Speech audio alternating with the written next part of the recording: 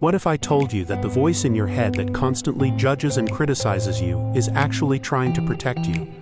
That harsh inner critic that tells you you're not good enough, smart enough, or worthy enough isn't your enemy. It's a misguided ally speaking in a language you've never learned to decode.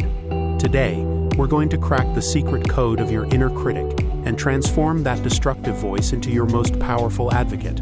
Before we continue, please subscribe to our channel. Your inner critic doesn't just randomly attack you. It follows specific patterns, uses particular phrases, and shows up at predictable moments. Understanding these patterns is like having a translation guide for a foreign language that's been sabotaging your confidence for years. Once you learn to decode what your inner critic is really saying, you can finally start having productive conversations with it instead of being terrorized by it. Let's start with the most common phrase your inner critic uses: "You're not good enough." On the surface, this sounds like pure criticism. But dig deeper and you'll discover it's actually saying, "I'm scared you'll fail and get hurt, so maybe don't try." Your critic isn't trying to destroy your dreams, it's trying to protect you from disappointment. It remembers every time you've been rejected, criticized, or failed, and it's desperately trying to prevent that pain from happening again. When your inner critic says, "Everyone will think you're stupid," it's not predicting the future. It's expressing a deep fear of social rejection that probably stems from childhood experiences.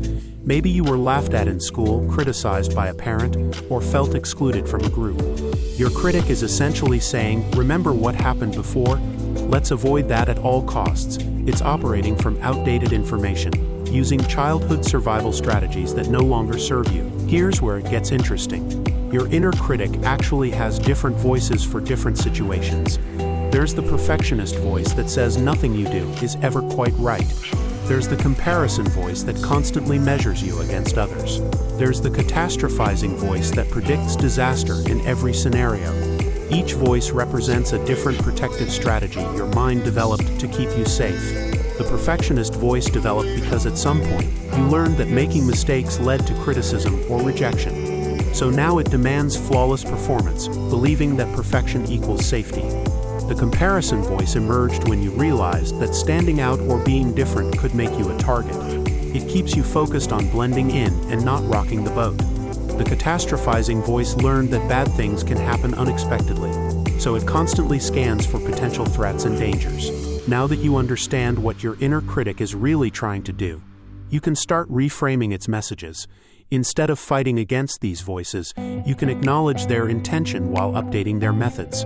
When the perfectionist voice says, "This isn't good enough," you can respond with, "Thank you for wanting me to do well, but good enough is actually enough.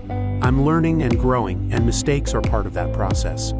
When the comparison voice starts its usual routine, you can say, "I appreciate that you want me to fit in and be accepted, but my worth isn't determined by how I measure up to others.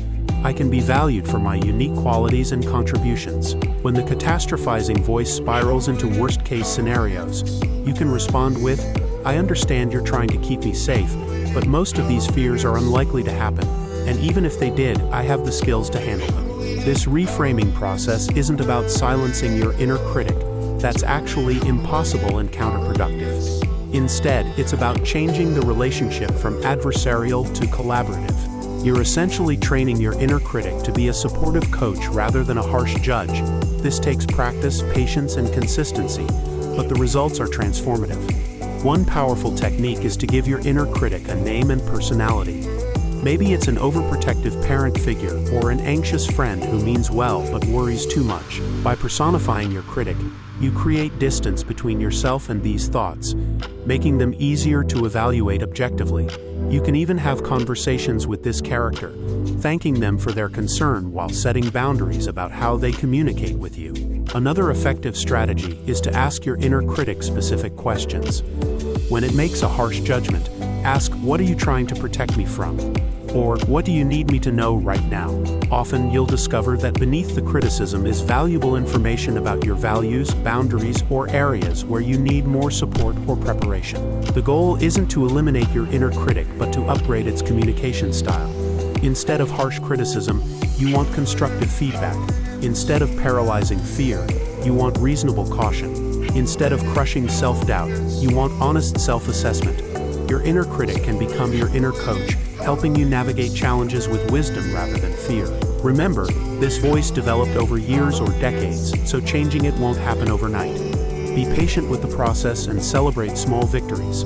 Each time you successfully reframe a critical thought or respond with compassion instead of harsh judgment, you're rewiring your brain for greater self-acceptance and confidence. Your inner critic isn't going anywhere, but it doesn't have to run your life. By learning its secret language and teaching it a better way to communicate, you transform one of your biggest obstacles into one of your greatest allies. Start listening differently today, and watch how your inner world begins to change. If you got value from this video, like and subscribe to our channel.